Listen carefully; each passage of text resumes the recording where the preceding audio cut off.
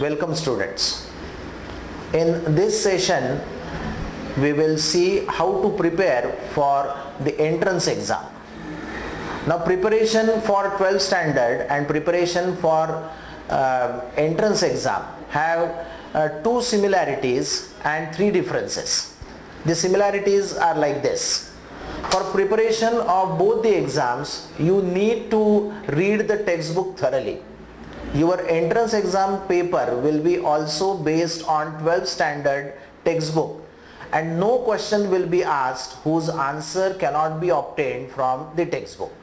So for preparation for board exam as well as for entrance exam, you need to read the textbook thoroughly, and read it thoroughly line by line, word by word, because these MCQs can be asked on any line from the textbook, or the option may contain any word from the textbook. I will give you one example. Actually I am discussing the preparation for physics, but I will give you example from biology. In one of the entrance exams it was asked that in 1921 what was the population of the world. Now this line or this data was there in the textbook, that in 1921 the world population was this, and in 1971 it got doubled, etc. So figure was there, and many students overlooked that figure, and that question was asked, and that question, though it was simple, it was carrying 1 mark. So students could not answer that question and they lost 1 mark. So go through the textbook line by line, word by word. Don't miss a single line, don't miss a single word. MCQ can be asked on that line, or the correct answer may be that missing word. So read the textbook thoroughly. For preparation for entrance, clear understanding has got most importance. Largest importance is for understanding. So get all the concepts clear by yourself by reading the textbook or the reference books, or you may ask your parents, your elder brother, elder sister, you have gone through such entrance exams, or you may ask your teachers your difficulties, or you may take help of the websites which give online coaching for entrance. But don't keep any concept unexplained, unsolved or ununderstood. That is the key.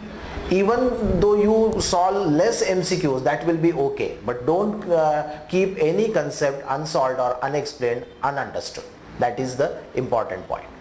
Then prepare a table in which you will write all the physical quantities, their formulae and their units. This listing is very important. In one of the entrance exam, Stephen's constant was asked, and in option A, B, C, the value of Stephen's constant 5.67 into 10 raised to minus 8 was correct, but in all first three options the unit was wrong. In the denominator there is Kelvin raised to 4, which was absent in first three options. So the last option, which was none of these, was the correct option. But what happened? Students found option A 5.67 into 10 raised to minus 8. They became happy that okay, the value is correct. They didn't go through the unit, and they marked answer A, whereas the answer was D. So this listing is also very important. So prepare this physical quantity, formulae and unit, and then start solving MCQs on each chapter. Once again, don't have any number mania as such, that my friend has solved 200 MCQs, so I will also solve 200 MCQs. Don't do that. Minimum 50 MCQs will be your target, and I think out of my experience 50 MCQs on every chapter, if you solve them on your own, is more than enough. No need to solve 100 and 200 MCQs. But those 50 should be solved on your own. So there is no time bar as such. You may take 10 minutes to solve one MCQ, and the second MCQ you may solve in 1 minute. But you should solve them on your own. So minimum 50 MCQs you are supposed to solve on every chapter. For that, which MCQ book you should use, you can ask your teacher that which is the good MCQ book for physics or for chemistry or for mathematics, and accordingly purchase that book and go on solving minimum 50 questions from those books for every chapter. Now while solving those 50 MCQs, don't solve first 50, because first 50 MCQs will be on first 2 topics or first 2-3 topics, or they may be very simple. So solve the MCQs in the table of 5, say. So MCQ number 1 means 5, MCQ number 2 means 10th MCQ, MCQ number 3 means 15th MCQ, and so on. So your 50th MCQ will be actually 250th MCQ from that book. So that will cover the entire chapter topic wise, and the difficulty level will be also going on increasing. So solve 50 questions. Now if you are unable to get good MCQs, once again I would suggest that you can go through the websites which give online coaching for entrance. There you can solve the MCQs, there you can get the solution, and you can ask the query also if you are unable to understand the solution. So prepare MCQs on your own.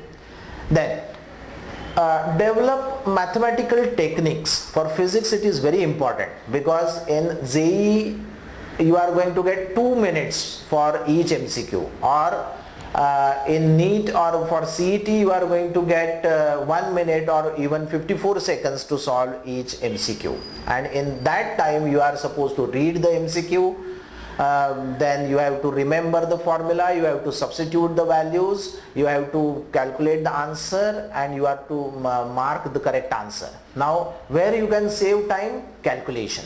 And for that you have to develop some mathematical techniques. So take it from me. By heart tables of number 1 to 30.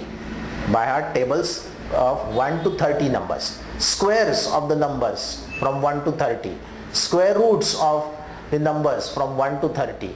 And cubes of number from 1 to 10. Many times students ask me why to mug up the cubes.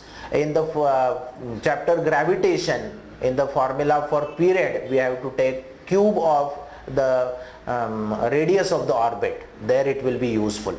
So tables of numbers 1 to 30, square roots of numbers 1 to 30, and cubes of 1 to 10. Then develop techniques like this. 1 upon 0.5 means dividing by 0.5 is multiplying by 2, or dividing by 0.25 is multiplying by 4, etc. So develop such kind of mathematical techniques. Now as I told you, as a first round when you are preparing for MCQs, don't keep any time constraint in your mind.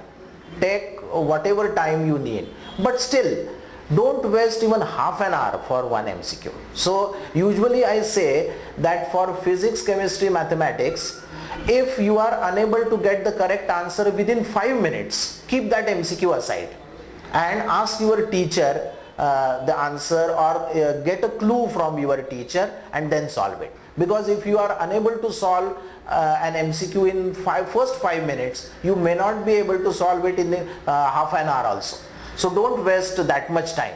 So give your mind, give your brain 5 minutes to solve the MCQ. If you are unable to solve it within 5 minutes, okay, ask your teacher. Don't waste more than 5 minutes for an MCQ. So likewise, you prepare for the entrance as a first round. And when you will complete the first round, I would suggest that complete your first round by the 31st of December, because from 1st of January I will suggest you to prepare for board exam and keep your entrance preparation aside. So up to 31st of December you prepare for the entrance exam, or you complete your first round of entrance exam like this. And in the month of January we will see how to prepare in the second round. Okay, thank you very much.